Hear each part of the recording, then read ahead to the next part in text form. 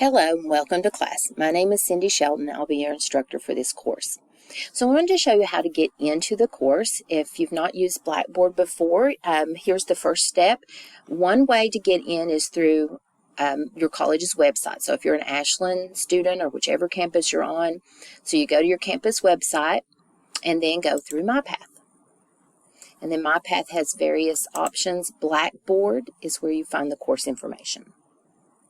Okay, once in Blackboard, you can click on Courses, and then all of your current courses should be listed. Anything you're enrolled in should be there. If you don't see it, do your drop down and find the correct semester that you're looking for.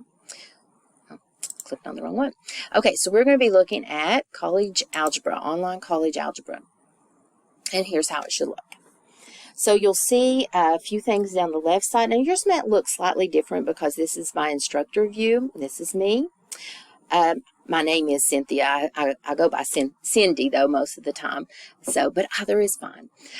So there are some options along the top here. No, I don't use this gradebook, and I don't like to use the messages either. So I don't really use much of the options along the top there. So be aware of that. I like direct email or call me, but the messages, and you might forget this later in the semester, and that's okay if you do. I'll just try to remind you that I can respond quicker if you do it to my email. I can use my smartphone and respond pretty much anytime, anywhere, where the messages, there's a delay and I have to log on to Blackboard and it's harder to get to those. So try not to use those. Also, again, I do not use this gradebook. I use the Mylabs Gradebook, which you'll see down the center right here, Mylab Math Gradebook. That's where you'll see your current grade at all times.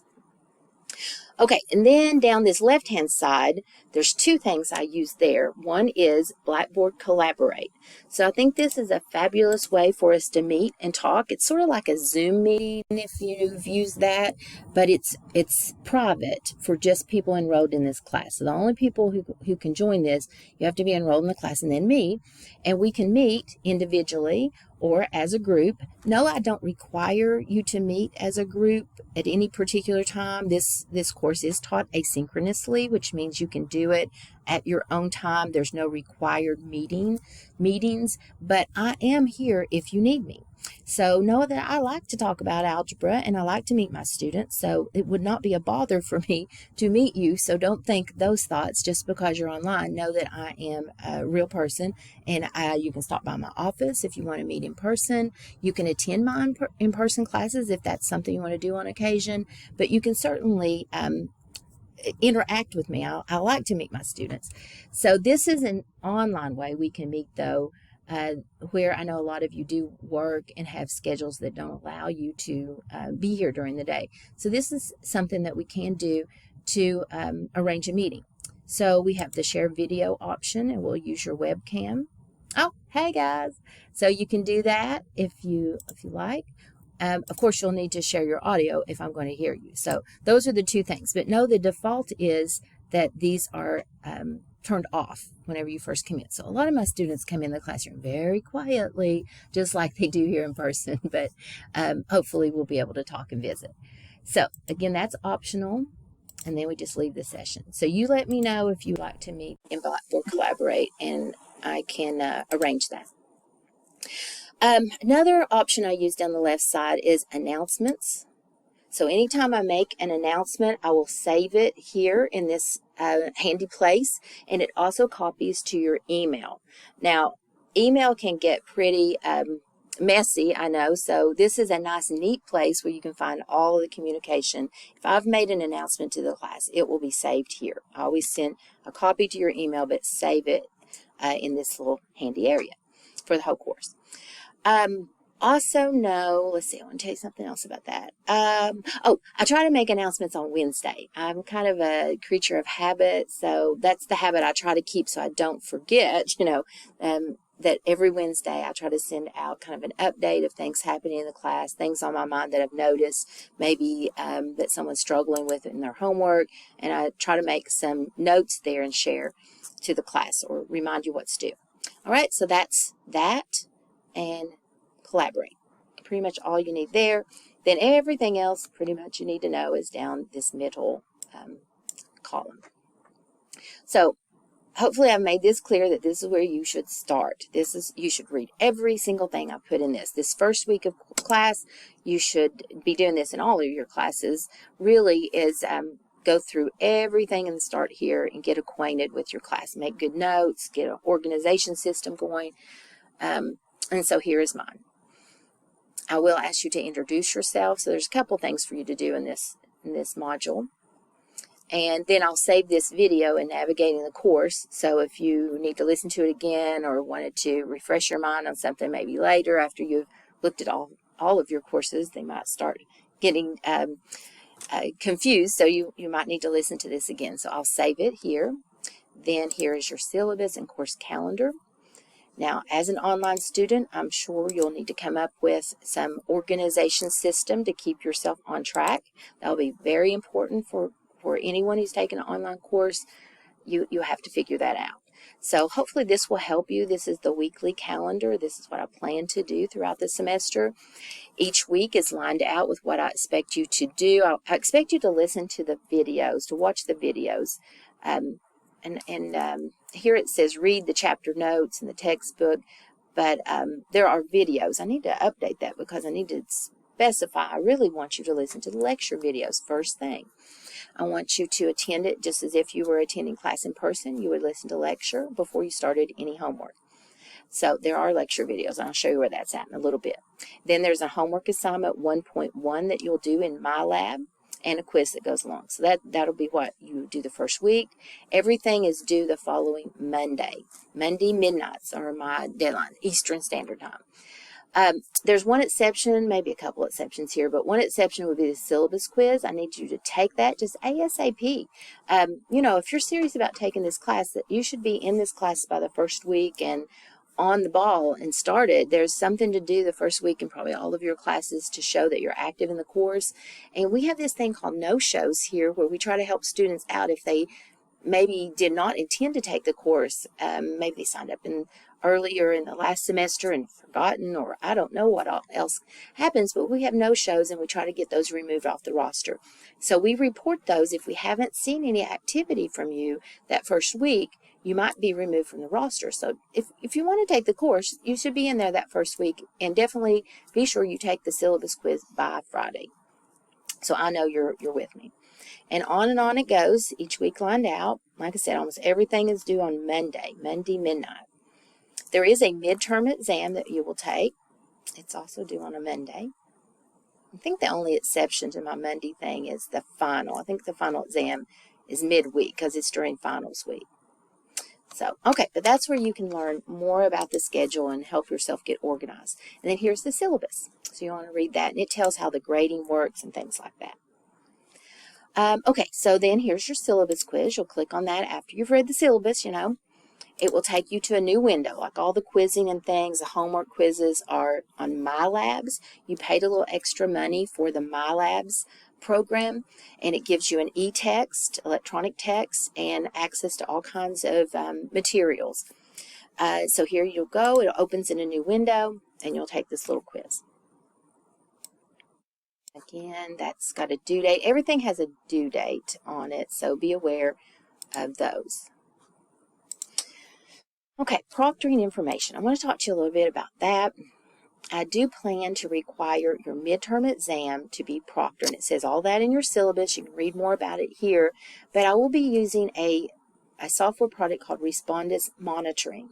And this software allows me to monitor your testing remotely. So no, you do not have to come to campus to take any tests if you're going to use this program, if you're okay with doing that. Now, if you prefer to come to campus, you're certainly welcome to come to campus. You know, I'd love to meet you, and you're welcome to come be with some of my in-person classes. I do teach 2 in-person classes. I have a Monday, Wednesday, 1 o'clock class, and a Tuesday, Thursday, 11 o'clock class, and you would be welcome to attend those lectures and work with me in those classes if that's something you'd like to do. But you do not ever have to come to campus. We have this option. Again, it's a remote proctoring. It does utilize your webcam and microphone on your computer. It must be a laptop or desktop computer. It can't be a smartphone or a tablet. So not like your iPad or stuff like that. It has to be a real laptop, desktop computer utilizing your web cam or microphone. So more information is about that there.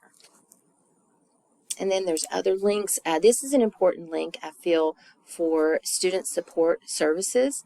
If you don't know, we have all kinds of services here at the college, and we like for you to take advantage of these. There is like I said, student support services right here. This link takes you to their webpage. And that's where you can get tutoring. So you may want to, and an array of other services, great services. So you may want to check in with them and get that started. If you think college algebra is a class that you've ever struggled with, you might need some helps. Those are some resources you can use, and I hope you will take advantage of those. Here's where your grade book is. You can always see your grade right here. And then here's where you go for your assignments. Your e-text, if you're reading your textbooks, right there. And then all the assignments are listed here. Continue in a new window. Like I said, it's out in a different window, different tab. And all the due dates, you'll notice, are down the left-hand side. So there's no mistaking that. Now, you will notice that Chapter R has no due dates. And that's because this is optional. But I highly recommend it because this is the review material. For example, R4 is factoring. I found over my years of teaching that that's a tough one for a lot of students. So, you know, you might have forgotten some things and need a refresher, and it's just good to get a good start there. But again, they're not required. They're not in the grade book. You don't have to do it, but it's a good resource to go back if you're struggling with any information for the course. But then the official homework, like I said, starts in 1.1. You can work ahead. There are due dates you have to stay ahead of, but you can always work ahead. And I recommend that you do that as time allows. That way, if you do have a bad week, you do have that buffer time. So try to always be ahead of the due dates to allow for that extra. Now, if you should need an extension, I do have a policy, and it's written in my syllabus, that you can ask for a 1-week extension. Any of the weeks, I think there's 15 weeks. If you fall behind one of those weeks and need me to extend it for a week, you can request that, and you'll send me an email to do so, if that should come up. But hopefully you won't need it if you stay ahead. And then here are the modules with the material where you'll find the videos. So this is the review, and like I said, it's optional. But each section has a video lecture. So just as if you were here, this is me. I have added in some things that I found on YouTube that I thought were pertinent that you might dislike, but then the lecture videos you'll see here. And then what we saw earlier in the all assignments are also linked in the modules, so you can find them in multiple places. So there is the R.3, and again, R.4, sorry, that's factoring. And like I said, I've just over the years seen that this can be a sticky little subject that you might want to review. So what's good about the homework is there's all these help me solve this, get more help. You can watch a video about that problem, read in the textbook, view an example is a real popular one. So it'll show you a similar problem, and you can kind of see how they worked it. So lots of helps there, should you need them. All right, and then the material starts in week 1. The official material, everything you need for week 1 is listed here. Again, it has the lecture you should listen to. Oh, I should mention it. There's also these book notes that I've just added here. It's probably more than you'd ever want to know, since it's a little overwhelming. But the book also has videos and PowerPoints and notes and stuff. So lots of extra study aids, I've called them.